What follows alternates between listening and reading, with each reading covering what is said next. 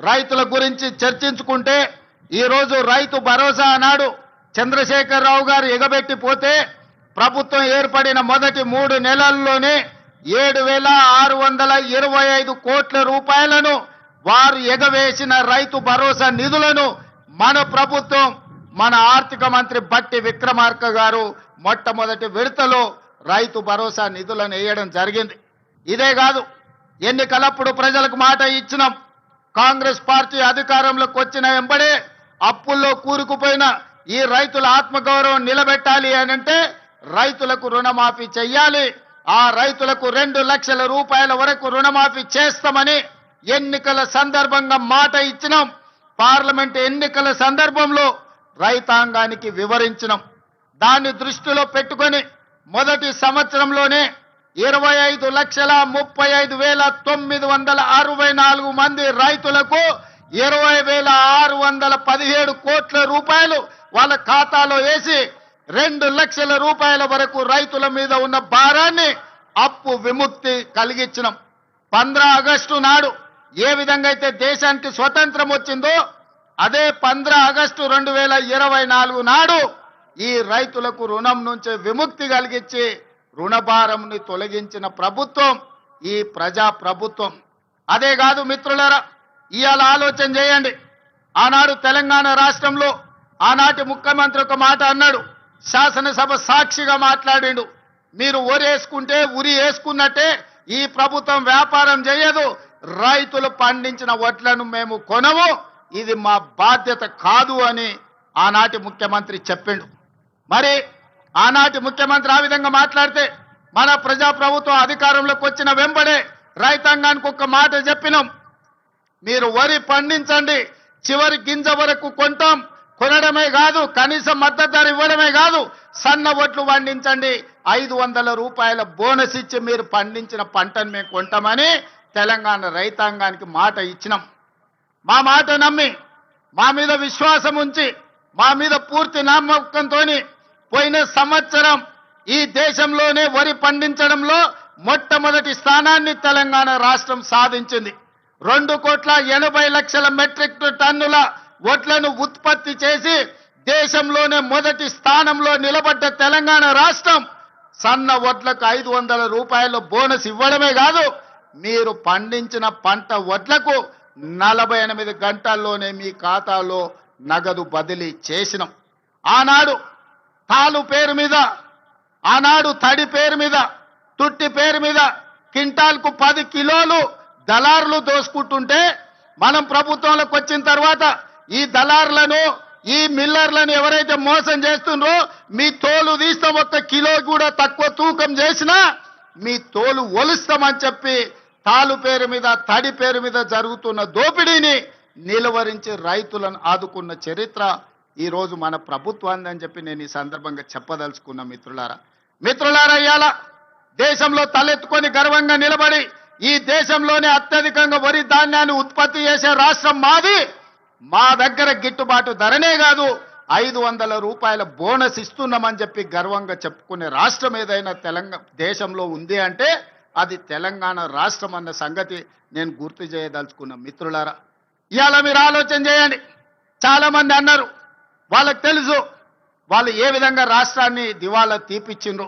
ఒక cancer patient చూడడానికి బాగా కనిపించినా కిడ్నీలు దెబ్బతిని, గుండె దెబ్బతిని, రక్తము సరైన బీపీ షుగర్లన్నీ క్యాన్సర్ ఉండి చనిపోయే ముందు ఏ విధంగా ఉంటాడో రాష్ట్ర ఆర్థిక వ్యవస్థను చంద్రశేఖరరావు గారు క్యాన్సర్ బారిన పడేసినట్టు పడేసి 8,29,000 కోట్ల రూపాయలతో మాకు అప్పచెప్పిండు మిత్రులారా. ఆనాడు ధనిక రాష్ట్రం 16,000 కోట్ల రూపాయల మిగులు బడ్జెట్తో అప్పచెప్తే 10 ఏళ్లలో 8 లక్షల కోట్ల రూపాయలు అప్పు చేశాడు. ఇవాళ వాళ్ళు గొప్పలు చెప్తున్నారు. ఆయన శని మామ, శకుని మామ, అల్లుడేమో శనీశ్వర అల్లుడు ఇవాళ మాట్లాడుతున్నాడు. శకుని మామకు తగ్గట్టు శనీశ్వరపు అల్లుడు జమైండు. ఇవాళ మీరేం చేసిండ్రయ్యా రైతులకు అంటున్నాడు. ఆనాడు రైతు భరోసా ఇవ్వాలంటే కోకపేటలో భూములు అమ్మిండు, రైతు రుణమాఫీ చేయాలంటే ఔటర్ రింగ్ రోడ్డును తెగనమ్మిండు, రైతుల పేర్ల మీద అప్పులు చేసిండు, రైతుల పేరు మీద దోపిడీ చేసిండు, రైతులకు నీళ్లు ఇస్తున్నాని కాళేశ్వరం పేరు మీద 1,00,000 కోట్ల రూపాయలు కొల్లగొట్టిండు. ఇవాళ రైతుల ముసుగులో రైతు సెంటిమెంట్ను అడ్డం పెట్టుకొని ఆనాడు భూములు అమ్ముకోవడమే కాదు, ఔటర్ రింగ్ రోడ్డును తాకట్టు పెట్టడమే కాదు, 1,00,000 కోట్ల రూపాయలు కాళేశ్వరంలో కట్టడం కూలడం జరిగింది. ఇవాళ రైతు సెంటిమెంటును వాళ్ళ ఆదాయ వనరుగా మార్చుకున్నారు. ఇవాళ 1,000 కోట్ల రూపాయలు సంపాదించుకున్నారు.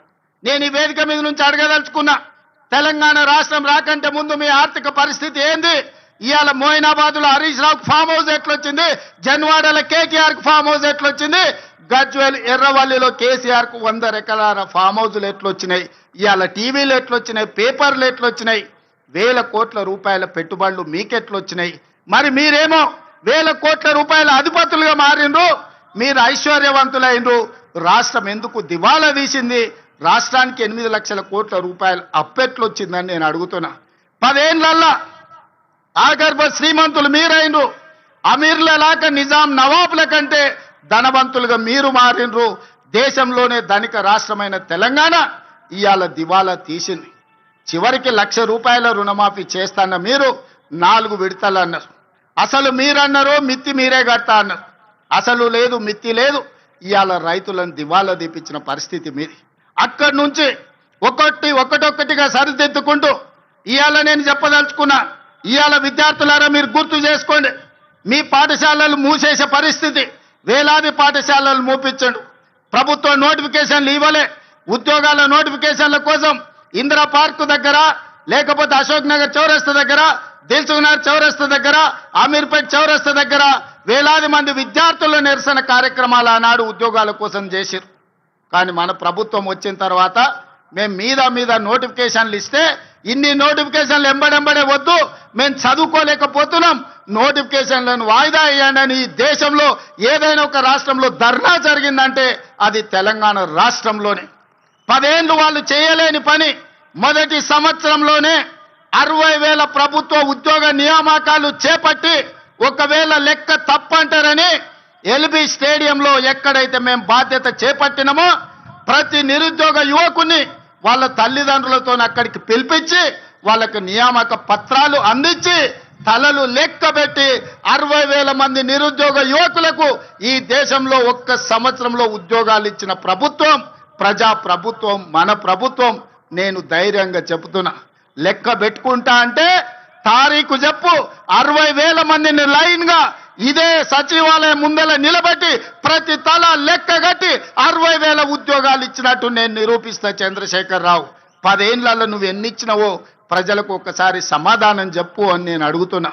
అదేవిధంగా ఇవాళ రైతులకు సంబంధించి రైతు రుణమాఫీ కావచ్చు, రైతు భరోసా కావచ్చు, రైతు గిట్టుబాటు ధర కావచ్చు, రైతులకు 500 రూపాయల బోనస్ కావచ్చు, రైతులకు ఉచిత కరెంటు కావచ్చు, రైతులకు స్ప్రింక్లర్స్ కావచ్చు, రైతులకు డ్రిప్ కావచ్చు, గిరిజన రైతాంగానికి సోలార్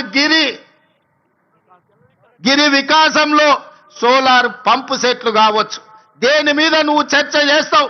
వీటన్నిటిని కలిపి ఈరోజు సివిల్ సప్లైస్ కార్పొరేషన్ నుంచి రైతులు పండించిన పంటను కొనుగోలు విషయంలో కావచ్చు 18 నెలల్లో 1,04,000 కోట్ల రూపాయలు కేవలం రైతుల మీదనే ఖర్చు పెట్టిన రైతు ప్రభుత్వం, రైతు రాజ్యం, రైతును రాజును చేసిన రాజ్యం మాది, వ్యవసాయాన్ని పండుగ చేసిన ప్రజా పాలన మాది. చర్చ చేయడానికి నువ్వు సిద్ధంగా ఉన్నవా చంద్రశేఖర్ రావు గారు అని నేను అడుగుతూ నీ వేదిక మీద నుంచి. మీరు కాళేశ్వరం ముసుగులో 1,00,000 కోట్ల రూపాయలు మీరు కొల్లగొడితే 18 నెలల్లో 1,04,000 కోట్ల రూపాయలు రైతాంగానికి అందించి రైతులను ఆదుకున్న చరిత్ర మాది.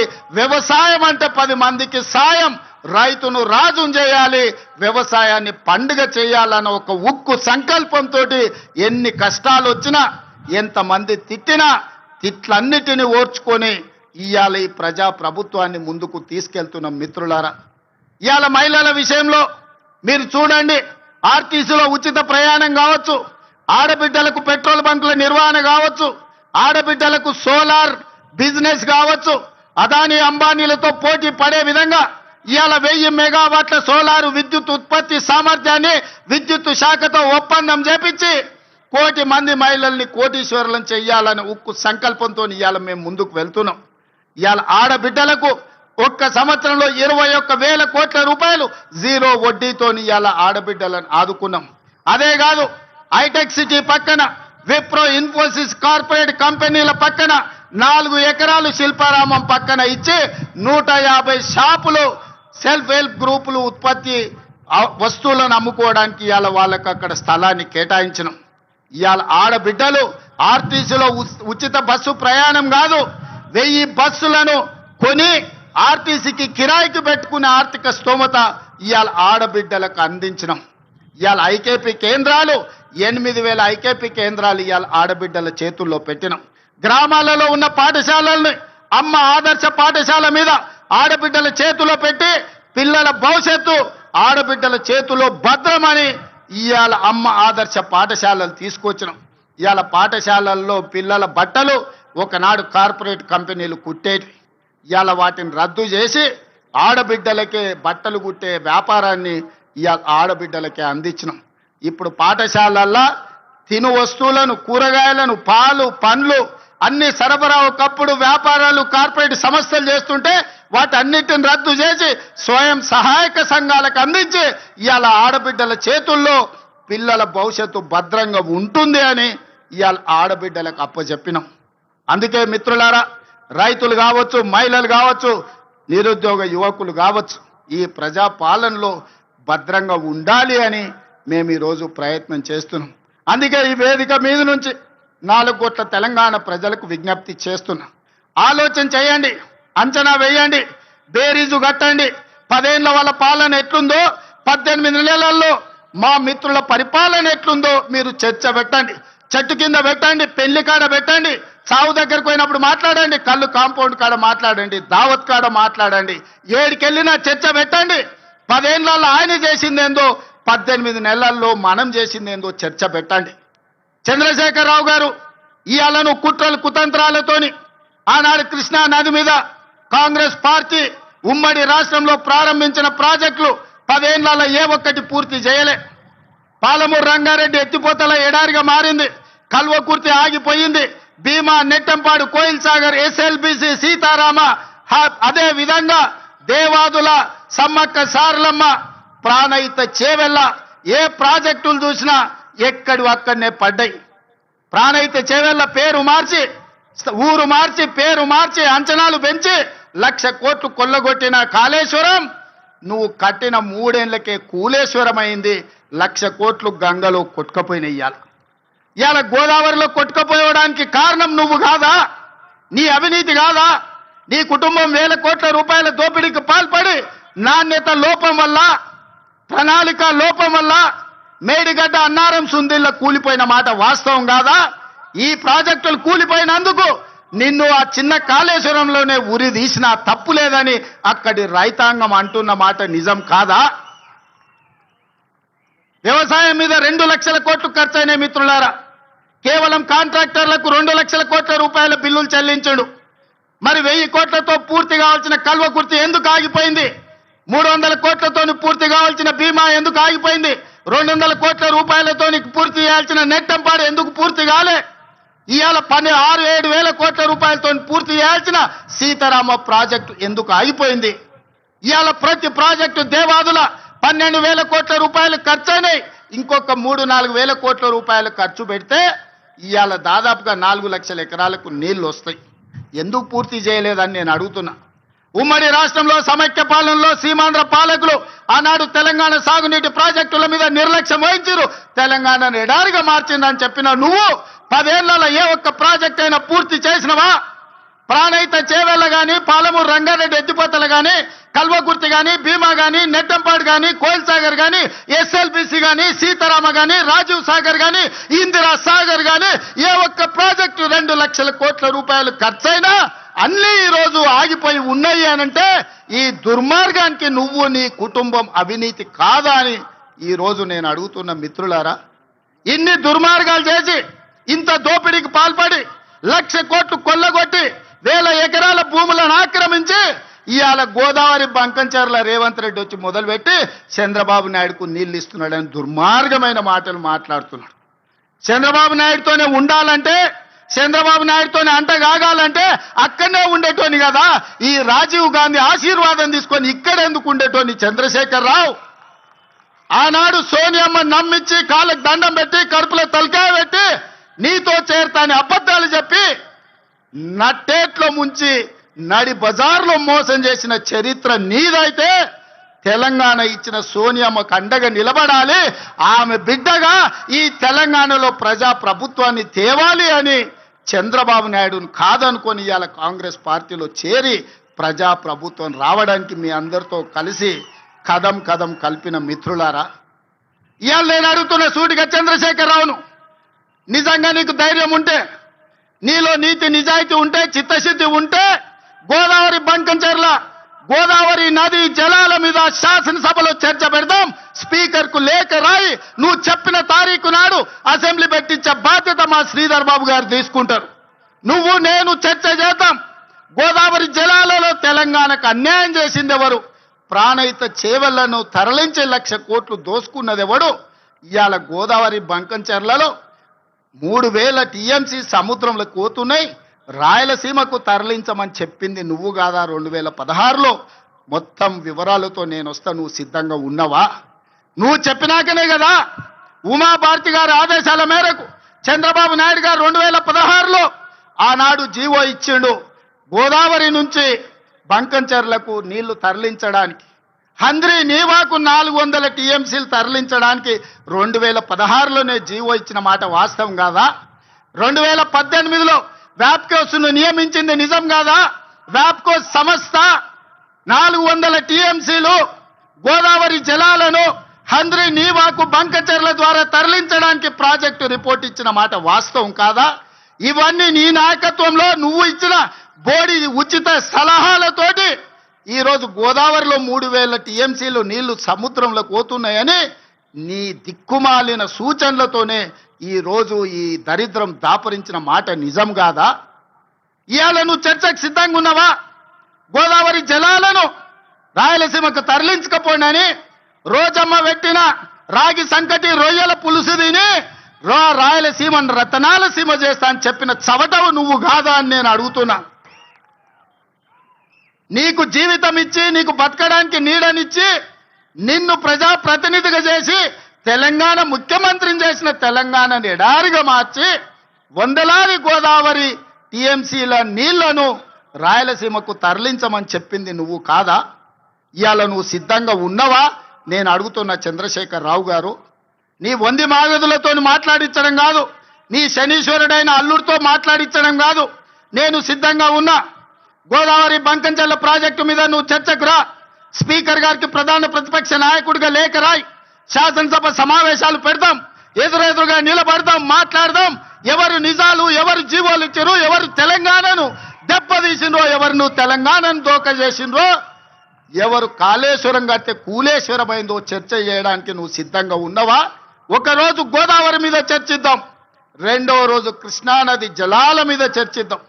ఉమ్మడి రాష్ట్రానికి ఆనాడు బచావత్తు ట్రిబ్యునల్ 811 టీఎంసీలు ఏకంగా కేటాయిస్తే 811 టీఎంసీలలో తెలంగాణ రాష్ట్రం విడిపోయినప్పుడు నువ్వు పోయి చంద్రబాబు నాయుడు దగ్గర వంగి వంగి సంతకం పెట్టి 512 టీఎంసీలు ఆంధ్రప్రదేశ్ తీసుకోండి, 299 టీఎంసీలు నాకు సరిపోతాయని సంతకం పెట్టింది నువ్వు కాదా? ఇవాళ కాగితాలని శాసనసభ ముందు పెడతా. నువ్వు చర్చకు సిద్ధంగా ఉన్నవా? 10 ఏళ్లలో ఏ ఒక్కరోజు కూడా కాగితాలు రాసుకొని పంపకాలు చేసుకున్నా 299 టీఎంసీ నీళ్లు ఎన్నడూ వాడలే. 200 టీఎంసీలు కూడా నికరంగా ప్రతి సంవత్సరం వాడలే. కేటాయింపులు 68% పరివాహక ప్రాంతం తెలంగాణ ప్రాంతంలో ఉంది, ఓన్లీ 32% ఆంధ్రప్రదేశ్లో ఉంది. ఆ లెక్క ప్రకారం అంతర్జాతీయ జల విధానంలో 555 టీఎంసీలు తెలంగాణ రాష్ట్రానికి రావాలి. కానీ ఆంధ్రప్రదేశ్కి 512 టీఎంసీలు ఇచ్చి తెలంగాణకు కేవలం 299 టీఎంసీలు సంతకం పెట్టి శాశ్వతంగా తెలంగాణకు మరణ శాసనం రాసింది చంద్రశేఖరరావు కాదా? సంతకాలతో సహా ఆధారాలతో సహా అసెంబ్లీకి వస్తా, చర్చించడానికి నువ్వు సిద్ధంగా ఉన్నవా అని నేను అడుగుతున్నా. ఆనాడు నువ్వు ముఖ్యమంత్రి ఉన్నప్పుడే రాయలసీమలో ముచ్చుమరి కట్టింది చంద్రబాబు నాయుడు, నిజం కాదా? ఆనాడు నువ్వు అధికారంలో ఉన్నప్పుడే జగన్మోహన్ రెడ్డి ఇదే ప్రగతి భవన్ లో రాయలసీమ లిఫ్ట్ ఇరిగేషన్ కు జీవోలు ఇచ్చి టెండర్లు పిలిచింది నిజం కాదా? పోతిరెడ్డి పాడు పొక్కను పెద్దది చేసి రోజుకు 10 టీఎంసీల నీళ్లను తరలించకపోవడానికి సంతకాలు చేసి ప్రణాళికలు అమలు చేసింది నువ్వు ముఖ్యమంత్రిగా ఉన్నప్పుడు కాదా? ఆధారాలతో సహా నేను వస్తా, నువ్వు రా చర్చకు. కృష్ణా నది మీద మనకు నువ్వు రావాల్సిన నీళ్లను శాశ్వతంగా ఆంధ్రప్రదేశ్కు తాకట్టు పెట్టి తెలంగాణ రైతాంగం మీద మరణ శాసనం రాసింది నువ్వు కాదా? చేసిన తప్పులను కప్పుపుచ్చుకొని మొక్కం జల్లక ఫామ్ హౌస్లో పడుకొని ఇవాళ నీ అల్లుడిని ఊరి మీద వదిలేసి అచ్చోసిన ఆంబోతులాక నన్ను తిడుతున్నాడు. నేనేం చేసినా? నేను వచ్చినాక సీతారామక్క నీటికి 65 టీఎంసీల కేటాయింపులు తీసుకొచ్చిన. ఇవాళ సమ్మక్క సారలమ్మ ప్రాజెక్టు నీటి కేటాయింపుల కోసం మోడీతో కొట్లాడుతున్నా. నువ్వు వదిలేసిన తుమ్మిడి ఏటిని ఇవాళ ఎట్లయినా కట్టి ఆ తుమ్మిడి ఏటి ద్వారా శ్రీపాద ఎల్లంపల్లి శ్రీరామ్ సాగర్కు నీళ్లు తెచ్చి ఈరోజు ఉత్తర తెలంగాణను సస్యం సామలం చేయాలని నేను ప్రయత్నం చేస్తున్నా. నువ్వు ఆపేసిన పాలమూరు కావచ్చు, నువ్వు ఆపేసిన కల్వకుర్తి కావచ్చు, నువ్వు వదిలేసిన నెట్టంపాడు కావచ్చు, నువ్వు నిర్లక్ష్యం వహించిన బీమా ప్రాజెక్టులను పూర్తి చెయ్యాలని ఈరోజు నేను నిరంతరం ప్రయత్నం చేస్తున్నా. నీ తప్పిదాలను కప్పిపుచ్చుకోవడానికి తోడు చెప్పిండంట ఆయనకు, నీకిగా సంజీవిని గోదావరి జలాలే అని, సచ్చినోని బతికిచ్చేది గోదావరి జలాలే అని. అసెంబ్లీ అప్పుడు అధికారం పోయింది, పార్లమెంట్ అప్పుడు డిపాజిట్లు పోయినాయి, 0 వచ్చింది. శాసన మండలికి వచ్చే వరకల్లా పోటీ చేయడానికి అభ్యర్థులు దొరకలేదు. తెలంగాణలో పార్టీ చచ్చిపోయింది, సచ్చిన పాము. ఆ సచ్చిన పాము ఈరోజు గోదావరి జలాల సెంటిమెంటుతోని ఇవాళ మంటలు పెట్టి తెలంగాణలో పార్టీ మళ్ళీ బతుకుతుందట. ముందుగాల చూసిరానికి అల్లుని పంపించినాడు, ఎట్లున్నదో చూసిరాపో నేను మళ్ళీ వస్తా అని. ఎట్లకెళ్ళి వస్తావు? తెలంగాణ రైతాంగం అంతా ఎడ్డోళ్ళు అనుకుంటున్నావా, గుడ్డోళ్ళు అనుకుంటున్నావా చంద్రశేఖరరావు? అందుకే ఇవాళ తెలంగాణ రైతాంగం పక్షాన నేను ఈరోజు ఆనాటి ముఖ్యమంత్రికి ఈరోజు నేను సవాలు విసురుతున్నా. మీరు స్పీకర్ గారికి లేఖ రాయండి, శాసనసభ సమావేశాలను ఏర్పాటు చేద్దాం. గోదావరి జలాల మీద ఒకరోజు, కృష్ణానది జలాల మీద ఒకరోజు చర్చ పెడదాం. గోదావరి జలాలను తరలించకపోమ్మన్నది ఎవరు? రాయలసీమను రతనాల సీమ చేస్తానది ఎవరు? ఈరోజు సంపూర్ణంగా చర్చలు చేద్దాం. నేను తప్పు చేసినట్టు ఒక్క కాగితం చూపించినా, నేను మా ఉత్తమ్ కుమార్ రెడ్డి గారు ఆంధ్రప్రదేశ్ ప్రణాళికలు రచించినప్పుడే కేంద్ర ప్రభుత్వానికి ఫిర్యాదు చేసినాం, కేంద్ర ప్రభుత్వానికి చెప్పొచ్చినాం గట్టిగా. మీరు వాళ్ళకు సహకరిస్తే సుప్రీంకోర్టులో కలుసుకుందాం, మీ సంగతి వాళ్ళ సంగతి అక్కడ తేలుస్తామని చెప్పొచ్చింది మేము. మా చిత్తశుద్ధి నువ్వా ప్రశ్నించేది? 10 ఏళ్ళు రాష్ట్రాన్ని దోసుకొని తెలంగాణను ఎడారిగా మార్చి ప్రాజెక్టులన్నిటిని పడావు పెట్టి ఈ రోజు నువ్వు ఫామ్ హౌస్లో పడుకున్న నువ్వు ఈ ప్రజా ప్రభుత్వాన్ని నిందిస్తావా? అందుకే మిత్రులారా, మళ్ళొక్కసారి చెప్తున్నా మీడియా మిత్రుల ద్వారా చంద్రశేఖరరావు గారికి నేను సూటిగా సవాలు విసురుతున్నా. గోదావరి బంకంచెర్ల మీద పూర్తి స్థాయిలో చర్చ చేద్దాం. మీరు స్పీకర్ గారికి లేఖ రాయండి. మీరు ఏ తారీఖు నాడు పెడితే ఆ తారీఖు నాడు మా ప్రజా ప్రభుత్వం చర్చలకు సిద్ధంగా ఉంది. ఆధారాలన్నీ నేను తీసుకొని వస్తా. తెలంగాణ ద్రోహులెవరో, గోదావరి జలాల దొంగలెవరో శాసనసభలోనే తేలుస్తాం. నీకు నీ అల్లునికి చిత్తశుద్ధి ఉంటే చర్చకు తీసుకొని రా, అప్పుడు మాట్లాడదాం తప్ప అబద్ధాల ప్రచారంతోని ప్రజల్ని మభ్యపెడతామంటే ఈడెవడు ఊరుకునేవాడు లేడు. అప్పుడంటే పెద్ద మనిషి జానారెడ్డి గారు నీతో ఎందుకులే అనుకున్నాడు. ఇప్పుడు అట్లాంటి పరిస్థితి ఏం లేదు. రా, వస్తే చెప్తా శాసనసభలో నీ సంగతి. అందుకే మిత్రులారా, ఇవాళ నేను ఒక్కటే మాట చెప్పదలుచుకున్నా. వ్యవసాయం దండగ కాదు, వ్యవసాయం పండుగ. రైతు రాజును చేయడమే మా లక్ష్యం. ఈ రైతుల కోసం ఎంత దాకైనా ఎవరితోనైనా కొట్లాడతాం. ఈ తెలంగాణ రైతాంగానికి వ్యవసాయాన్ని లాభసాటిగా చేసే వరకు మా ప్రభుత్వం అండగా నిలబడుతుంది. ఈ రైతాంగ ఆశీర్వాదం ఉన్నోడే రాజు అవుతాడు. ఈ రైతులు తిరస్కరించినోడు ఎవడైనా రావణుడు అవుతాడు. అందుకే రావణాసురుడు అయిపోయి ఫామ్ హౌస్లో నిద్రపోతున్నాడు. ఇవాళ రైతును రాజు చేసే ప్రభుత్వం ఈ వేదిక మీద ఉన్నది. ఇంత మంచి కార్యక్రమాన్ని ఏర్పాటు చేసి తెలంగాణ రైతాంగంతో మాట్లాడడానికి అవకాశం కల్పించిన వ్యవసాయ శాఖ, ఆర్థిక శాఖకు మనస్ఫూర్తిగా కృతజ్ఞతలు తెలియజేస్తూ, నెక్స్ట్ ఈ అసైన్మెంట్ కంప్లీట్ అయింది. భట్టి గారు ఏదో విరామం తీసుకుందాం అనుకుంటున్నట్టున్నాడు. పట్టి గారికి విరామం లేదు. రాజీవ్ యువ వికాసం వారు ప్రకటించారు. రాబోయే రోజుల్లో రాజీవ్ యువ వికాసమే మన ఛాలెంజ్. నెక్స్ట్ రాజీవ్ యువ వికాసాన్ని ముందుకు నడిపించి యువకులను ఆదుకునే ప్రణాళికలు సిద్ధం చేసుకొని మీ ముందుకు వస్తాం. మీ ఆశీర్వాదం పొందుతాం. ఇంతకు ముందే నేను గాంధీ భవన్లో ఒక మాట చెప్పిన. 94 నుంచి 2004 2 సార్లు టీడీపీ అధికారంలో ఉంది. 2004 నుంచి 2014 వరకు కాంగ్రెస్ పార్టీ 2 సార్లు అధికారంలో ఉంది. 2004 నుంచి 2023 వరకు 2 సార్లు టీఆర్ఎస్ అధికారంలో ఉంది. 2023 నుంచి 2033 వరకు 2 సార్లు మనమే అధికారంలో ఉంటాం. ఈ 10 ఏళ్ళు వ్యవసాయాన్ని పండుగ చేస్తాం. మీరు అండగా ఉండాలి, ఆశీర్వదించాలి. మిమ్మల్ని అందరినీ గుండెల్లో పెట్టి చూసుకునే బాధ్యత కాంగ్రెస్ పార్టీ సోనియమ్మ తీసుకుంటుందని తెలియజేస్తూ మీ అందరి దగ్గర సెలవు తీసుకుంటున్న మిత్రులారా.